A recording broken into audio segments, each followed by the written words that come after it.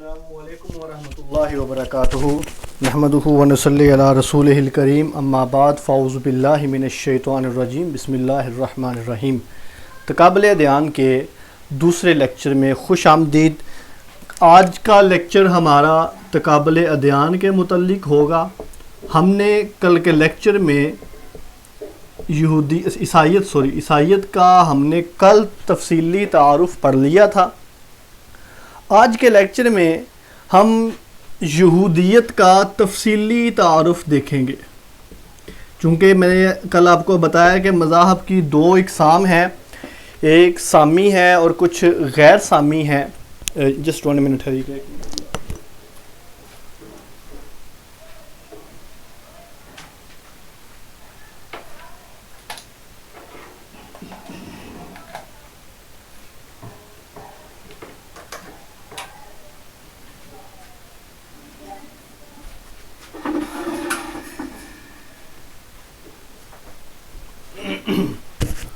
Okay ji, sorry for disturbance, تو کچھ ایک لائٹ آن نہیں تھی۔ اوکے جی، تو آج کے لیکچر میں ہم تقابل ادیان کو پڑھنے جا رہے ہیں، اور تقابل ادیان کے لیکچر میں آج ہمارا ٹاپک ہے یہودیت کا۔ کل آپ کے ساتھ چیز تفصیل کے ساتھ بتا دی گئی تھی کہ بنیادی طور پر ویسے دو اقسام ہیں، سامی اور غیر سامی، لیکن غیر سامی کے آگے کئی اقسام ہیں جن میں دو مشہور ہیں، منگولی اور آریائی۔ تو ہم سامی مذاہب کو ڈسکس کر رہے ہیں۔ سامی مذاہب میں یہودیت اہم ہے، اور اس کے علاوہ عیسائیت تھا جس کے بارے میں ہم نے کل تفصیلی جانا، اور تیسرے نمبر پر ہمارا اسلام ہے۔ تو اسلام کے بارے میں تو ہم نے سارا پڑھ لیا ہوا ہے الحمدللہ، اسلامک اسٹڈیز، مسلمان، ایم اسلامیات، درس نظامیہ وغیرہ وغیرہ۔ تو آج کا جو لیکچر ہوگا ہمارا وہ یہودیت کے بارے میں ہوگا۔ اچھا، یہودیت وہ ہیں جن کو جیسوس بھی کہا جاتا ہے۔ یہودیت کو، یہودی جو مذہب ہے، یہ مذہب حضرت یعقوب علیہ السلام کے آپ کہہ لیں کہ آگے بیٹے سے چلتا ہے۔ لیکن اس کے ساتھ ساتھ میں آپ کو ایک چیز بتا دوں، اور وہ یہ ہے کہ پہلے نمبر پر ہمیں دو چیزیں کلیئر کرنی ہیں۔ وہ یہ ہے کہ حضرت ابراہیم جو ہیں، یہ اگر آپ اس کو پہلے آپ بیس سمجھیے گا، یہودیوں کے مسلمانوں کے ساتھ اختلافات بھی آپ کو سمجھ آ جائیں گے، پلس یہودی نبی صلی اللہ علیہ وآلہ وسلم پر ایمان کیوں نہیں لائے وہ بھی آپ کو چیز سمجھ آ جائے گی، اور یہودیوں کی اسلام کی مخالفت کی وجہ بھی آپ کو مل جائے گی۔ حضرت ابراہیم کے دو بیٹے ہیں، ایک ہے حضرت اسماعیل اور ایک ہے حضرت اسحاق علیہ السلام۔ یہ دو بیٹے حضرت ابراہیم کے ہیں، ایک ہیں ان کے حضرت سارہ علیہ السلام سے، اور ایک ان کی دوسری ہاجرہ علیہ السلام سے ہے۔ ہمارا جو عقیدہ ہے ماننے والوں کا وہ یہ ہے کہ حضرت ہاجرہ علیہ السلام سے، یعنی کہ یہ ان کی والدہ تھی حضرت اسماعیل کی، اور حضرت اسحاق کی حضرت سارہ تھی۔ اچھا، یہ والا پورا واقعہ آپ نے پڑھا ہوا ہے، سنا بھی ہوا ہے کہ جس طرح حضرت اسماعیل نکلے، حضرت سارہ کی اولاد نہیں تھی، بیٹا نہیں تھا کوئی ہو رہا، اور پھر اس کے بعد کیا ہوا جی، حضرت وہ ایک بادشاہ کے دربار میں گئے، وہ پورا واقعہ بھی آتا ہے، اس نے ہاتھ بڑھایا، ہاتھ شل ہو گیا، 2 دفعہ گیا، 3 دفعہ کیا، پھر حضرت ابراہیم کو بادشاہ نے اپنی بیٹی، اچھا یہاں پر نا بڑا مزے کی چیز ہے، یہودی یہ کہتے ہیں کہ جو حضرت ہاجرہ ہیں وہ لونڈی ہیں، وہ کیا ہیں، ایک لونڈی ہیں، اور ہمارے نزدیک یہ ہے کہ وہ ایک آزاد عورت ہیں اور وہ بادشاہ کی بیٹی ہیں۔ اچھا، اس کی اختلاف کی وجہ کیا ہے؟ اختلاف کی وجہ پہلے آپ بیسک سمجھ رہے ہیں، انشاءاللہ یہودیت کے پورے ٹاپک کو میں آپ کو سمجھاؤں گا، اور وہ ہے ہم ذبیح اللہ لفظ استعمال کرتے ہیں۔ ذبیح اللہ یہ ایک بہت بڑا لقب ہے، بہت بڑا اعزاز ہے کہ ذبیح اللہ کون ہے، مطلب کون ہے جو اللہ کے کہنے پر ذبح کیے گئے۔ مسلمانوں کا عقیدہ یہ ہے کہ وہ حضرت اسماعیل تھے۔ اب یہودیوں کے نزدیک حضرت اسحاق ذبیح اللہ ہیں، ہمارے نزدیک، مسلمانوں کے نزدیک اسماعیل جو ہیں وہ ذبیح اللہ ہیں، عیسائیوں کے نزدیک حضرت اسحاق جو ہیں وہ ذبیح اللہ ہیں۔ میں یہاں پر یہ میرے پاس کلام مقدس ہے، آپ دیکھ سکتے ہیں کلام مقدس آپ کہہ لیں کہ یہ موجودہ بائبل ہے، اور اس میں بائبل میں آپ کہہ لیں بائبل جو بائبل جس کو کہتے ہیں، اس میں پوری تفصیل ہے، تورات بھی اس میں ہے، زبور بھی ہے، اس میں انجیل بھی ہے۔ اس کی میں کوشش کروں گا کہ آپ کے ساتھ جو اس کے اہم ایم سی کیوز ہیں جو ہمارے آتے عہد عتیق ہے، اگر آپ اپنے موبائل پر دیکھ سکتے ہیں تو اچھا یہاں پر آپ چیز دیکھیں ذرا، بائبل میں بھی یہ لکھا ہوا ہے کہ اسحاق کی قربانی ہوئی، ان میں پوری تفصیل لکھی ہوئی ہے۔ اب اس کے پیچھے لاجک کیا ہے؟ دیکھیں جتنے بھی نبی آئے ہیں، نبی صلی اللہ علیہ وآلہ وسلم سے پہلے تک، حضرت عیسیٰ علیہ السلام تک، وہ سارے کے سارے حضرت اسحاق کی لڑی سے آئے ہیں۔ اسماعیلیوں میں سے نبی کوئی نہیں آیا۔ مثال کے طور پہ حضرت اسحاق، اس کو ریز کر لیتے ہیں، حضرت اسحاق کے بعد حضرت یعقوب ہیں، حضرت یعقوب کے بعد ان کے بیٹے یوسف ہیں، یہاں پر اس کے بعد مشہور پیغمبر جو ہیں وہ موسیٰ ہیں، مشہور پیغمبر جو ہیں وہ عیسیٰ ہیں۔ یہ سارے کے سارے جو ہیں یہ حضرت اسحاق کی لڑی سے ہیں۔ یہ والا جو پروپیگنڈا ہے لونڈی والا، یہ پروپیگنڈا بھی یہودیوں کی طرف سے پھیلایا گیا ہے کہ نعوذ باللہ حضرت ہاجرہ جو تھیں وہ ایک لونڈی تھیں، اور لونڈی ظاہر بات ہے ایک لونڈی اور ایک آزاد عورت میں بہت زیادہ فرق ہے، اور اس لیے وہ نعوذ باللہ اسماعیل علیہ السلام کو ایک لونڈی کی اولاد بھی کہتے ہیں، نعوذ باللہ۔ اب جو نبی صلی اللہ علیہ وآلہ وسلم ہیں وہ اسماعیل علیہ السلام کی نسل سے ہیں، اور یہود کا جو بنیادی اختلاف تھا نبی صلی اللہ علیہ وآلہ وسلم کی پر ایمان نہ لانے کا، وہ ریزن ہی یہ تھی کہ وہ کہتے تھے کہ یہ ہماری نسل سے نہیں ہے۔ جتنے بھی پیغمبر آئے دیکھیے گا، حضرت اسحاق، حضرت یعقوب، یوسف، جس نے میں نے آپ کو بتایا، یہ سارے کے سارے، حضرت داؤد، حضرت سلیمان سمیت سارے انبیاء کرام، حضرت ابراہیم کے بعد جتنے بھی آئے ہیں وہ حضرت اسحاق سے آئے ہیں۔ بہرحال قرآن پاک نے تو جسٹ نام آپ کہہ لیں کہ بیان کیا ہے قربانی کا واقعہ، جو سارا صورتحال ہے، تو بہرحال مسلمانوں کے نزدیک یہ وجہ ہے حضرت اسماعیل اور حضرت اسحاق کی۔ تو یہ تھی ایک بنیادی کنفلکٹ، اور یہی پس منظر ہے یہودیوں کا۔ یہاں پر حضرت اسحاق کے بعد حضرت یعقوب اہم ہے۔ حضرت یعقوب کی شخصیت یہ بڑی اہم ہے۔ ان کے 12 بیٹے تھے، ان کے 12 بیٹے تھے، جن سے 10 جو تھے وہ ایک بیوی سے تھے، باقی جو 2 تھے وہ ایک دوسری بیوی سے تھے، اور جن میں بنیامین کا اور حضرت یوسف کا تذکر آتا ہے وہ ایک دوسری بیوی سے تھے۔ باقی جو 10 تھے ان میں سے جو سب سے بڑا تھا وہ یہودا تھا، اور اسی یہودا کی طرف نسبت کرتے ہوئے یہودی اپنے آپ کو یہودی کہلواتے ہیں۔ ایک وجہ یہ ہے۔ دوسری وجہ یہ ہے کہ حضرت یعقوب کا لقب تھا بنی اسرائیل۔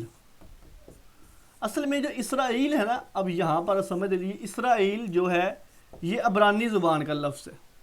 اسرائیل عبرانی زبان کا لفظ ہے، اور عبرانی میں اس کا مطلب ہوتا ہے خدا۔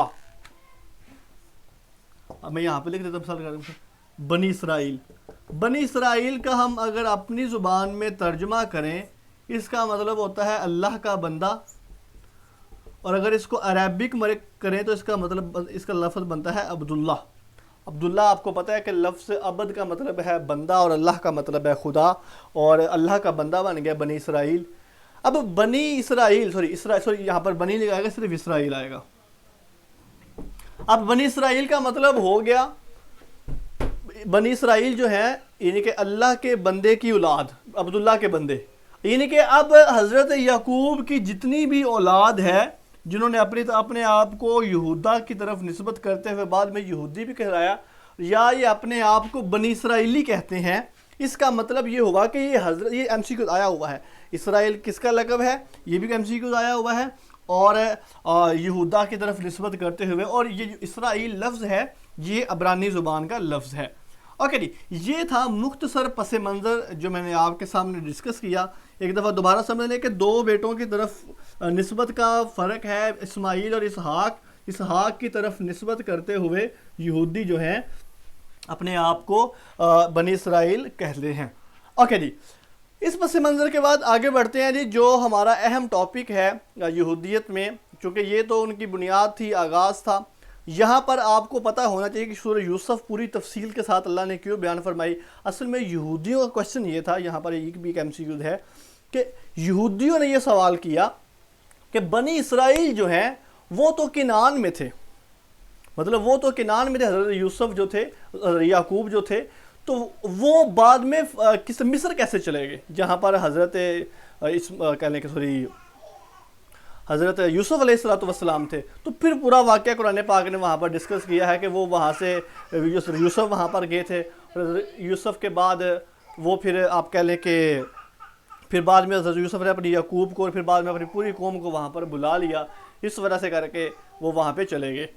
اوکے جی, یہاں پر آتے ہیں جی حضرت موسیٰ علیہ السلام کے مختصر تعارف کی طرف. حضرت موسیٰ علیہ السلام چونکہ ان کے اہم پیغمبر ہیں, اور حضرت موسیٰ علیہ السلام کی طرف ہی تورات نازل کی گئی ہے.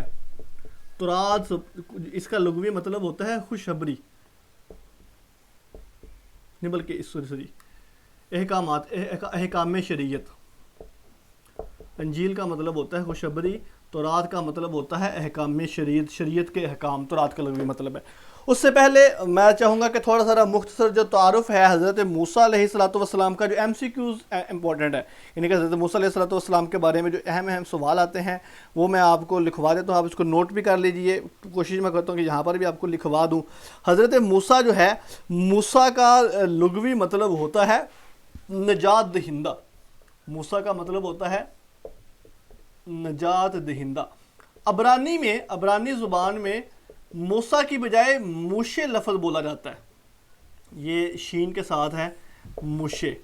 موشے کا مطلب ہوتا ہے پانی سے نکالا ہوا. یہ دونوں لفظ آتے ہیں, الفاظ میں نہیں بعض دفعہ بھی جاتے ہیں, ذہن میں ہونے چاہیے.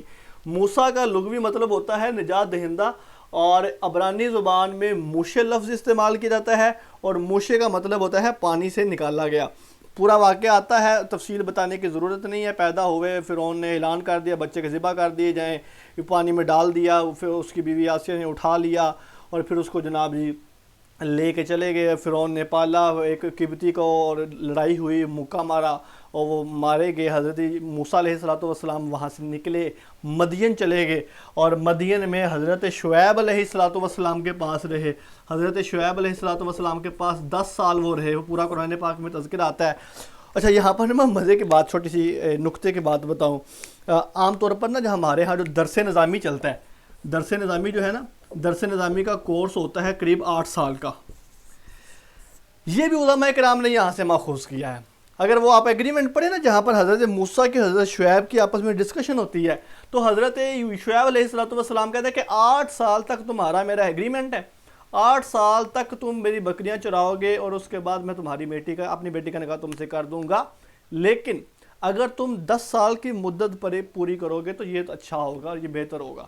تو حضرت موسیٰ نے کہا کہ 8 سال تو مست ہے, میں 8 کروں یا 10 کروں میری مرضی ہے. آپ نے دیکھا ہوگا 8 سال کے درس نظامی کے بعد 2 سال کا تخصص کروایا جاتا ہے. ایک تخصص فی القرآن کرایا جاتا ہے اور ایک تخصص فی الحدیث کرایا جاتا ہے. اس طرح یہ 10 سال کا پورا کورس کا ڈیوریشن بنتا ہے. تو یہ 10 سال کا کورس کا ڈیوریشن جو ہے وہ بھی قرآن پاک سے ثابت ہے, جس طرح حضرت موسیٰ کا اور حضرت شعیب کا آپس میں ایگریمنٹ ہوا تھا. بہرحال حضرت موسیٰ علیہ السلام قوم شعیب کی بکریاں چرائیں, اس کے بعد پھر ان کی بیٹی کے ساتھ ان کی شادی ہوئی.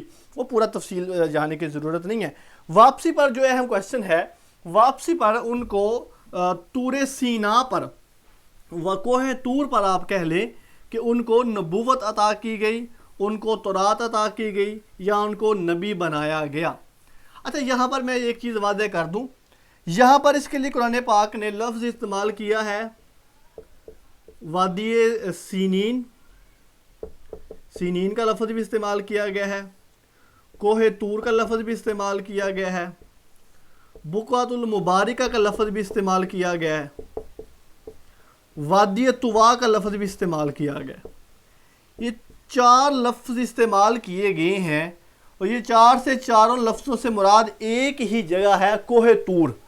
اصل میں وادی وہ پورا علاقہ ہے, آپ کہہ لیں کہ یہ پورا علاقہ ہے جو وادی سنین کہلاتا ہے. پورا علاقہ ہے وادی, اور اس پورے ایریے کا نام ہے وادی سنین. اس وادی کے اندر ایک پہاڑ. اب اچھا وادی کے لیے نا ہم انگلش میں لفظ بولتے ہیں ویلی. ویلی کہتے ہیں آپ وادی. میں تھوڑا سا آگے بتا دوں. وہاں پر ایک پہاڑ ہے اور اس پہاڑ کا نام ہے کوہ طور. پہاڑی علاقے میں چلے جائیں آپ, پہاڑی علاقے میں ایک پورے ایریا, مثال کے طور پہ مشہور علاقہ ہے مری. تو اب مری کا علاقہ ہے, کوئی ایک پہاڑی نہیں ہے, وہاں پر پہاڑی علاقہ سارا. اب اس میں خاص پہاڑیوں کے نام بھی ہوتے ہیں. تو پہاڑوں کے نام ہوتے ہیں, جبل احد ہے, جبل سور ہے, غار سور ہے, جبل نور ہے, وغیرہ وغیرہ. ہم انشاءاللہ سیرت کے ٹاپک میں وہ پڑھیں گے. اچھا سنین وہ وادی ہے, اس وادی میں پہاڑ جو ہے وہ کوہ طور ہے, اور پہاڑ کے ساتھ جو جگہ ہوتی ہے, پہاڑ کے دامن میں جو جگہ ہوتی ہے اس کو وادی کہتے ہیں. ویلی اس کے لیے انگلش میں, یعنی کہ پہاڑ کے دامن میں. آپ اس کے لیے دامن کا لفظ بھی بولتے ہیں ہم. مثال کے طور پہ اسلام آباد میں ایک جگہ دامنے کو, بڑی مشہور جگہ اسلام آباد میں. دامن پہلو کوہ پہاڑ کو کہتے ہیں, کوہ ہمالیہ لفظ استعمال کیا جاتا ہے, کوہ کراکرم استعمال کیا جاتا ہے, وغیرہ وغیرہ. اچھا اب یہ سارے لفظوں کا معنی ایک ہی ہے. اب وادی سے مراد وہ اوورآل سارا علاقہ ہے, کوہ طور سے مراد وہ پہاڑ کا نام ہے, بقعۃ المبارکہ اور وادی طوا سے مراد اس پہاڑ کا پہلو ہے. قرآن پاک نے یہ چاروں لفظ مختلف جگہوں پر استعمال کیا. فرمایا ہے کہ کہیں جگہ سنین پر ہم نے تورات نبوت عطا کی, کوہ طور پر عطا کی, کہیں بقعۃ المبارکہ کا لفظ آتا ہے, کہیں وادی طوا کا لفظ آتا ہے. تو بہرحال یہ وہ جگہ تھی جہاں پر نبوت عطا کی گئی, پلس یہیں پر ہی آپ حضرت موسیٰ علیہ السلام کو تورات دی گئی تھی. اوکے جی, اس کے بعد آ جاتے ہیں جی یہ تو. پھر اس کے بعد یہودیت کی پوری تاریخ آتی ہے. یہودیوں کو فرعونیوں نے غلام بنائے رکھا, اور وہ بڑی دیر تک 400 سال یہ ان کا ڈیوریشن آتا ہے. 400 سال انہوں نے غلامی میں گزارے تھے. وہ کیا شعر ہے انور مسعود کا کہ اے ساقی گل فام برا ہو تیرا تو نے, ہمیں باتوں میں لبا کے وہ جام پلایا ہے. یہ حال ہے 100 سال غلامی میں بسر کی, مگر ہوش ہمیں اب بھی مکمل نہیں آیا ہے. ہم نے بھی 100 سال غلامی میں گزارے ہوئے ہیں, اور یہ جو ذہنی غلامی ہے, یقین رکھیے اس mentally slavery is the most dangerous than the physical slavery. جو جسمانی غلامی ہوتی ہے نا, اس سے بندہ آزادی حاصل کر سکتا ہے, وہ اتنی خطرناک نہیں ہوتی ہے. ذہن کی جو غلامی ہے نا وہ بڑی خطرناک ہوتی ہے. اسی لیے آپ دیکھیں اتنی ہے, جب یہودیوں کی تاریخ پڑھتے ہیں وہ اتنے ہڈ حرام قسم کے ہو جاتے ہیں, اتنے ہڈ حرام قسم کے ہو جاتے ہیں کہ اللہ کہتا ہے کہ جاؤ سامنے والی بستی میں اور تم نے صرف داخل ہونا ہے اور تمہارا قبضہ وہاں پر ہو جائے گا. انہوں نے کہا تھا کہ تو موسیٰ تو جا اور تیرا رب جائے. یعنی کہ آپ اندازہ کریں کہ وہ اس قدر وہ قوم آپ کہہ رہے ہیں کہ ذہنی غلام ہو چکی تھی. اور جب انہوں نے دریا کلزم پار کیا, بحر کلزم پار کیا, اور آگے انہوں نے دیکھا کہ ایک قوم ہے جو کہ بت پوج رہی ہے. حضرت موسیٰ کوہ طور پہ گئے ہوئے تھے, انہوں نے جناب جی بچڑا بنایا سامری نے ان کے لیے, اس کی پوجا شروع کر دی. یعنی کہ اصل میں جسمانی طور پر تو وہ آزاد ہو چکے تھے فرعونیوں سے, لیکن ان کے ذہنوں پہ جو غلامی تھی نا وہ بڑی خطرناک غلامی تھی, جس کا نقصان, جس کا خمیازہ, جس کی سزا ان کو بڑی دیر تک ملتی تھی. اچھا پھر وہ پورا واقعہ آتا ہے, تفصیلات آپ کے سامنے ہیں, آپ نے پڑھی ہوئی ہیں. وہ فرعونیوں نے غرق ہو گئے, وہ پھر کراس کیا, انہوں نے آگے جا کے درخت آیا, پھر انہوں نے ککڑیاں مانگی, انہوں نے سامان مانگا. اللہ نے ان کو آپ کہہ لیں کہ فرمایا کہ تم جاؤ شہر میں داخل ہو. انہوں نے انکار کر دیا. وہ ایک بندہ تھا وہاں پر, اس نے کہا تم جاتے کیوں نہیں ہو. بہرحال یہاں پر دو بلکہ ایک پوائنٹ میں آپ کے سامنے اہم ڈسکس کرنے لگا ہوں, اور وہ یہ ہے کہ یہاں پر وادی تیہ میں ان کو یہ عذاب دیا گیا کہ وہ 40 سال تک وہاں پر بھٹکتے پھریں گے. 40 سال تک ان کو یہ سزا دی گئی. قرآن پاک میں اس کا تذکرہ بھی آتا ہے. آپ ان کی قرآن پاک کی آیت ہے یہاں پر, شاید میرے ذہن میں تو نہیں ہے, اوکے اس وقت ذہن میں نہیں ہے نہ ذہن, ہاں یہ مل گیا. بلکہ فَقَالَ فَإِنَّهَا مُحَرَّمَةٌ عَلَيْهِمْ 40 سَنَةً یتیہون فی الارض فلا تأس علی القوم الفاسقین. سورہ مائدہ کی آیت نمبر 26 ہے. اللہ فرماتے ہیں کہ علیہم محرمۃ علیہم 40 سنۃ, 40 سال تک وہ زمین ان پر حرام کر دی گئی تھی. اچھا مزے کی چیز, امپورٹنٹ چیز میں آپ کو بتانے لگا ہوں. 40 کا ڈیجٹ بڑا امپورٹنٹ ہوتا ہے, یاد رکھیے گا. اگر آپ دیکھیں نا تو نبی صلی اللہ علیہ وآلہ وسلم پر جو پہلی وحی نازل ہوتی ہے غار حرا میں، وہ بھی 40 سال کے بعد نازل ہوتی ہے۔ 40 کا فگر اتنا امپورٹنٹ کیوں ہے؟ یاد رکھیے گا 40 سال میں پوری ایک نسل تبدیل ہو جاتی ہے۔ موجودہ دور میں 40 سال میں پوری ایک نسل تبدیل ہو جاتی ہے۔ مثال کے طور پہ اس وقت جو بچے پیدا ہو رہے ہیں یا اس وقت جو لوگ جوان ہیں، اگلے 40 سالوں بعد پاسبل ہے وہ اس دنیا میں نہ ہو۔ مطلب یہ ہے کہ جن لوگوں کے ساتھ چلنا پھرنا اٹھنا بیٹھنا اس وقت کے لوگوں کا ہے، 40 سال بعد وہ نہیں ہوں گے، اور جو اس وقت موجود ہیں 40 سال بعد وہ موجود ہوں گے، اور ان کا میچورٹی لیول، ان کا انٹلیکچول لیول، ان کا سینس آف ہیومر، ان کا پوائنٹ آف ویو، ان کا نظریہ، ان کی تھاٹ، ان کی سوچ اپنی اگلی جنریشن سے الگ ہوگی۔ جس طرح کہ ہم اپنے بزرگوں سے الگ سوچ رکھتے ہیں، آپ اپنے بزرگوں سے ایک الگ سوچ رکھتے ہیں، اور ہماری جو اگلی پیڑھی ہے، ہماری جو اگلی جنریشن ہے، جو اگلی نسل ہے، وہ ہم سے ایک نئی سوچ رکھتی ہے۔ That's it. 40 سال کی نبوت، اللہ کے نبی کو 40 سال میں اس لیے نبوت ملی کہ جو لوگ اللہ کے نبی کے ساتھ چلتے پھرتے اٹھتے بیٹھتے تھے، جنہوں نے آپ کا بچپن دیکھا تھا، جوانی دیکھی تھی اور میچورٹی کی عمر بھی دیکھی تھی، وہ سارے لوگ اللہ کے نبی کی عمر کو ساتھ پہنچ گئے، اور پھر دیکھیں اور یہ گواہی دیں کہ بچپن سے لے کر اب تک یہ ہمارے ساتھ ہے کہ اس نے کچھ ایسا کیا کہ نہیں کیا۔ تو بہرحال وادی طیہ میں 40 سال تک وہ لوگ بھٹکتے رہے، اور پھر ان کو آپ کہہ لیں کہ جو بھی سزا ملی، اور اس کے بعد پھر حضرت موسیٰ کا انتقال ہو گیا، حضرت ہارون بنے، پھر اس کے بعد یوشع بن نون نے ان کی قیادت سنبھالی، اور پھر اس کی نا ایک پوری کمپلیٹ ہسٹری آتی ہے، بیت المقدس کی ہسٹری آتی ہے، قبۃ الصخرہ کی ہسٹری آتی ہے، ہیکل سلیمانی کی ہسٹری آتی ہے، وہ ہم انشاءاللہ پھر کسی دن پہ رکھتے ہیں۔ اب آ جاتے ہیں جی باقی کچھ امپورٹنٹ کوسچنز کی طرف، جو کہ اس میں ہیں اہم۔ اوکے جی، اس کے بعد ہے جی کتاب تورات کی۔ تھوڑا سا تورات کا تعارف کروا دیتے ہیں آپ کو، تفصیلی تعارف کروا دیتے ہیں، تھوڑا سا نہیں تعارف کرواتے۔ میں نے یہ آپ کے سامنے ایک کتاب اس لیے رکھی ہے کیونکہ کچھ چیزیں ایسی ہوتی ہیں جو واضح نہیں ہوتی پڑھنے کے لیے۔ یہ کلام مقدس ہے جنرل نالج کے لیے، اور میں نے یہ پہلی دفعہ کھلی، کافی دیر کی پڑھی ہوئی تھی، مطلب پڑھنے کا اتفاق نہیں ہوا۔ کئی ایسی روایات جو ہمارے ہاں معروف ہیں اور ہماری کوٹیشنز بنتی ہیں اور مشہور بھی ہیں، وہ ساری کی ساری اصل میں بائبل سے ماخوذ ہیں، تورات، زبور، انجیل سے ماخوذ ہیں۔ اس میں زبور بھی ہے، اس میں انجیل بھی ہے۔ چھوٹی سی اگزامپل دیتا ہوں، مثال کے طور پہ ہم چھوٹے ہوتے واقعہ سنتے تھے کہ جی جو آدم و حوا کو جس نے بھٹکایا تھا نا، وہ ایک سانپ تھا، شیطان سانپ کی شکل میں آیا تھا، تو وہ بائبل میں لکھا ہوا ہے کہ شیطان جو تھا وہ سانپ کی شکل میں آیا تھا۔ پھر ایک کوٹیشن میں نے سنی تھی، کہیں پر پڑھی تھی، اور وہ لکھا ہوا تھا کہ آدم و حوا کو اللہ نے الگ الگ سزا دی تھی۔ آدم کو حوا کو کہا تھا کہ تو عورت ہے اور تو نے مرد کو بہکایا ہے۔ یہ بائبل کے مطابق جو بہکایا تھا حضرت آدم کو، حضرت حوا نے بہکایا تھا۔ بہرحال ہمارا نظریہ ایسا نہیں ہے، قرآن پاک کہتا ہے کہ وہ شیطان کے بہکاوے میں آگے دونوں ہی۔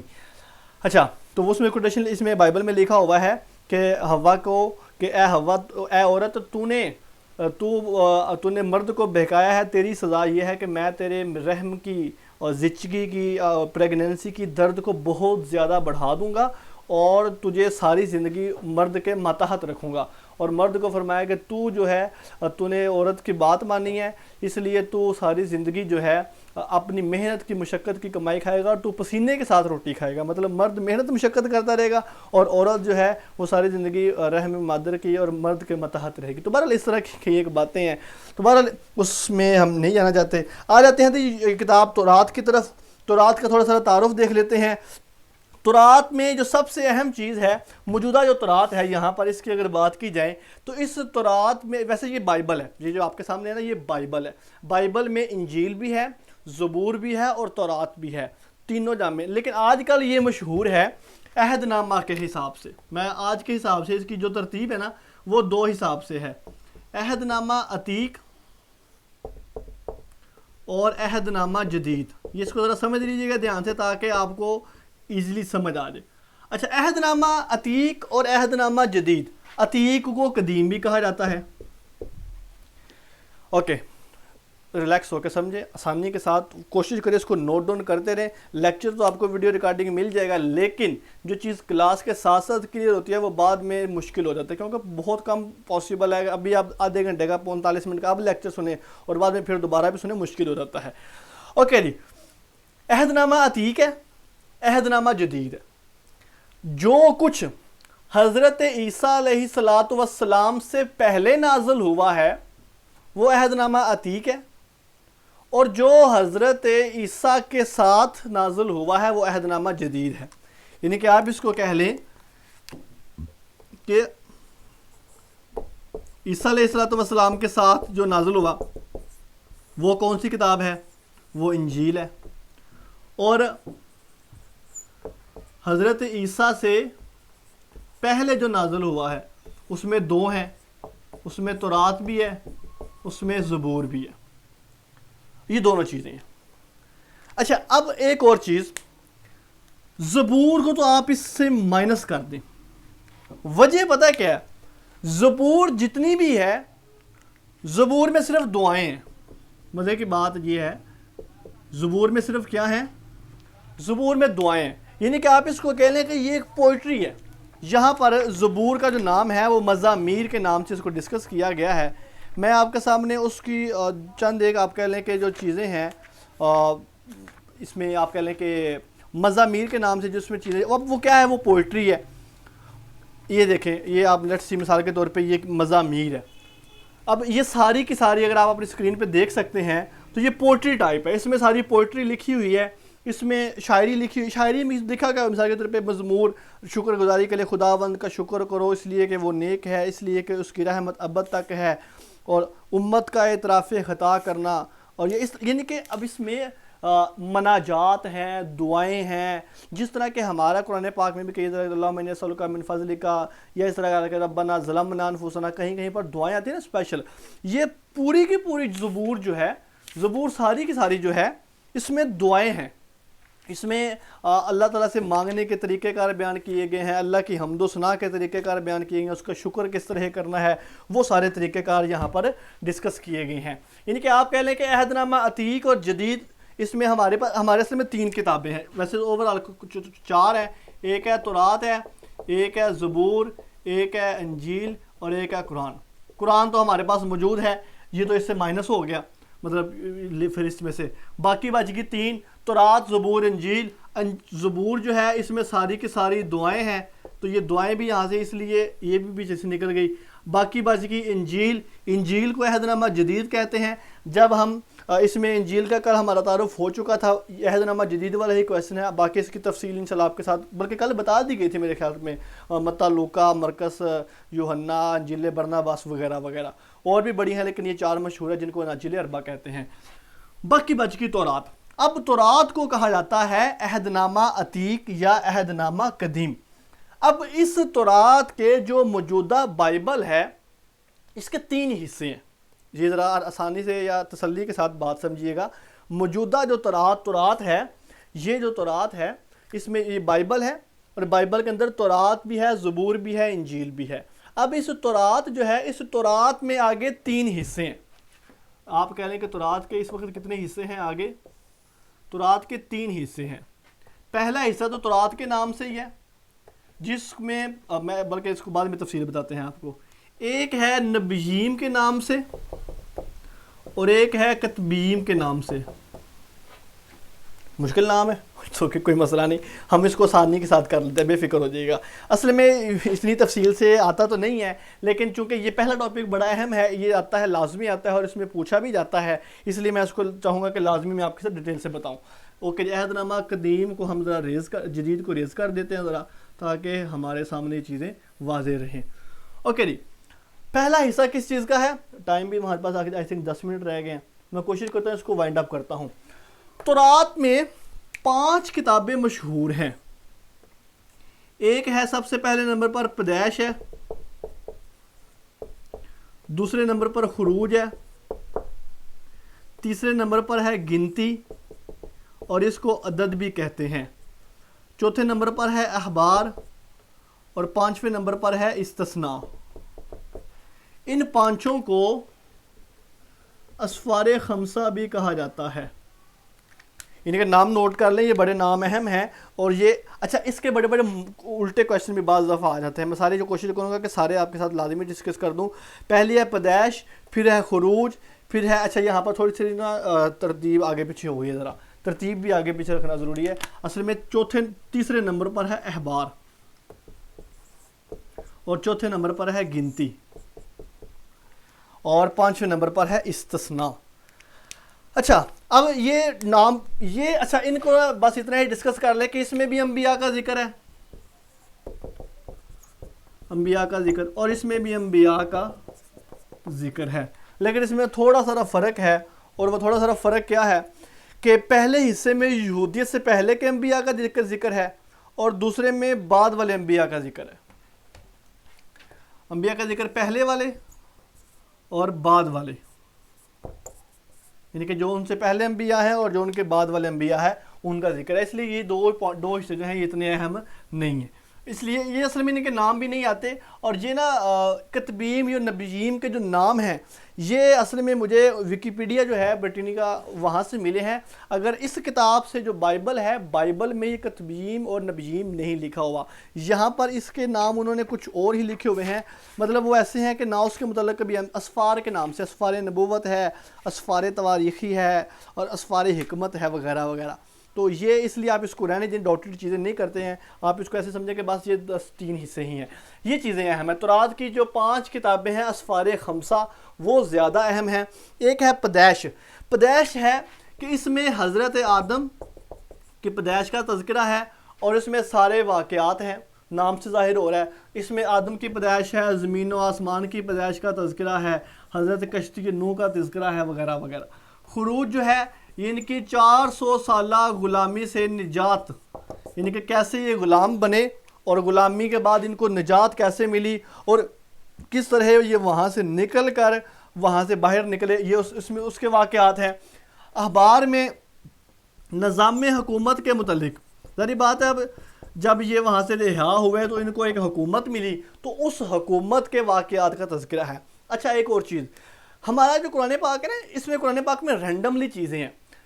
تورات میں اس طرح نہیں ہے, اس میں پوری تفصیل سے چیزیں ہیں. یعنی کہ آپ اس میں اب دیکھیں نا, پیدائش ہے سب سے پہلے, پیدائش کے بعد خروج ہے, یعنی کہ وہ غلامی میں گئے, غلامی سے آزاد ہوئے, پھر اس میں نظام حکومت کے متعلق ہے. گنتی کو عدد بھی کہتے ہیں, اور اس میں ان کی مردم شماری ہے, یعنی کہ اس میں بتایا گیا کہ کتنے قبیلے نکلے ہیں, 12 قبیلے آئے تھے, ان کے قبیلوں کے آگے کیا کیا ہیں, اور ایون کہ اس میں پھر نام لکھے ہوئے ہیں. یعنی کہ اگر آپ قرآن پاک دیکھیں تو صرف 29 انبیاء کرام کا نام آیا ہے, اور اس کے بعد چند ایک لوگوں کا نام آیا ہے, یعنی کہ جو مینشن ہے, حضرت زید کا نام ہے, ابو لہب کا نام ہے وغیرہ وغیرہ. لیکن اگر آپ یہ گنتی عدد کی کتاب پڑھ کے دیکھیں تو اس میں نام ہی نام ہے, اور ان کے تلفظ میں, ہجے میں, ان کی پروننسیشن میں بڑا عجیب چیزیں ہیں. تو بہرحال گنتی اور عدد میں مردم شماری ہے, اور استثناء میں آپ کہہ لیں کہ ریویژن ہے. جو ساری چیزیں اوپر بیان کی گئی ہیں ان سب کا خلاصہ آپ کہہ لیں کہ اس کو ریوائز کر کے, سمرائز کر کے استثناء میں ایک دفعہ یہ دوبارہ بیان کر دیا گیا ہے. تو بہرحال یہ عہد نامہ عتیق ہے, قدیم ہے, جو حضرت عیسیٰ سے پہلے کتابیں نازل ہوئی ہیں. 2 حصے ہیں, تورات ہے, زبور دعائیں ہیں. تورات میں 3 حصے, تورات کتبیم نبیین. تورات میں آگے 5 کتابیں مشہور ہیں, ان کو اسفار خمسہ یا خمسہ موسوی بھی کہا جاتا ہے. اس کو خمسہ موسوی بھی کہا جاتا ہے. پیدائش, خروج, احبار, گنتی, استثناء. پیدائش میں یہ تذکرہ ہے, خروج میں 4 سالہ, احبار میں نظام حکومت, گنتی میں مردم شماری, اور استثناء میں ریویژن ہے. اوکے جی, اس کے بعد آ جاتے ہیں جی یہودیوں کے بارے میں کچھ 1-2 کویشچن مزید ہیں. ہمارے پاس ابھی 5 منٹ مزید ہیں, ان کو ڈسکس کر لیتے ہیں. اوکے جی, ان کے کتابوں کے بارے میں ہو گیا. اوکے جی, اس کی میں یہاں پہ دیکھ لیتا ہوں کون کون سی چیزیں ہیں. باقی اس طرح رینڈم کویسچنز بھی ہیں. قرآن پاک میں لفظ تورات جو ہے 18 مرتبہ آیا ہے. حضرت موسیٰ کا نام 136 مرتبہ آیا ہے. تورات میں کل 613 احکام ہے. انشاءاللہ نوٹس آپ کے ساتھ شیئر کر دیے جائیں گے, آپ وہاں سے اس کو دیکھ سکتے ہیں. کیونکہ یہودیوں کے علماء کے لیے قرآن پاک نے جو لفظ استعمال کیا ہے وہ احبار کا لفظ استعمال کیا ہے, اور ربانیون کا لفظ استعمال کیا ہے. یہ دونوں ایک ہی چیز ہیں، لیکن امام فخر الدین رازی کہتے ہیں کہ ربانین جو ہیں وہ تو مجتہد ہوتے ہیں اور احبار جو ہیں وہ عام علماء کرام ان کے ہوتے ہیں۔ یہودیوں کے نزدیک جو معتبر فرشتہ ہے وہ جبرائیل نہیں بلکہ وہ میکائیل ہیں، اور یہ جبرائیل کو اتنی فوقیت نہیں دیتے بلکہ اس کو اپنا دشمن بھی سمجھتے ہیں۔ اس کے بارے میں قرآن پاک میں بھی جگہ جگہ بیان فرمایا گیا ہے۔ اوکے جی، یہودیوں کا ایک اور بھی فقہی لٹریچر ہے اور اس کو تلمود کہتے ہیں۔ یہ ان کا ایک فقہی لٹریچر ہے جس میں اس کے فقہ کے احکام ہیں۔ اصل میں جو ان کی آپ کہہ لیں کہ میں نے آپ کے سامنے تورات کی بنیادی چیزیں بتائی ہیں، بنیادی چیزوں کی جو ایکسپلینیشن کی گئی ہے۔ اب دیکھیں قرآن، جس طرح کا قرآن پاک ہے تو قرآن پاک بیسک ہمارے پاس آج بھی موجود ہے، لیکن اس کے آگے تفاسیر بہت زیادہ ہیں، احادیثوں کی تفاسیر بہت زیادہ ہیں۔ اسی طرح جو قرآن پاک، جو تورات کی آگے اس وقت کے علماء کرام نے، رہبانیین نے، احباریین نے جو آگے تورات کی ڈیٹیل بیان کی ہے، جو تورات کی تفصیل بیان کی ہے، اس میں اس وقت کے کلچر، اس وقت کے علاقہ، ماحول، بادشاہ اور علماء کرام کے جو فتاوی جات آپ کہہ لیں، ان کے سائنس کیے ہوئے خطوط، لیٹرز، ان سب کو جہاں پر اکٹھا کیا گیا ہے اس کو تلمود کہتے ہیں۔ اس کے دو پارٹ ہیں، دو حصے ہیں، ایک کا نام ہے مسنا اور ایک کا نام ہے جمارہ، یا اس کو گمارہ بھی کہا جاتا ہے۔ یہ دونوں چیزیں ہیں۔ اوکے جی، تلمود یہ عبرانی زبان کا لفظ لمز سے نکلا ہوا ہے۔ لمز کا وہی معنی ہے جو لمز کا معنی ہوتا ہے۔ اس کے بعد جی، یہودیوں کے 3 قبیلے تھے مشہور جو مدینہ میں آباد تھے، بنو قینقاع، بنو نذیر اور بنو قریظہ، یہ نکالے گئے۔ اس کی تفصیلہ ہم انشاءاللہ سیرت النبی میں لازمی پڑھیں گے، وہاں پر ڈسکس کی جائے گی۔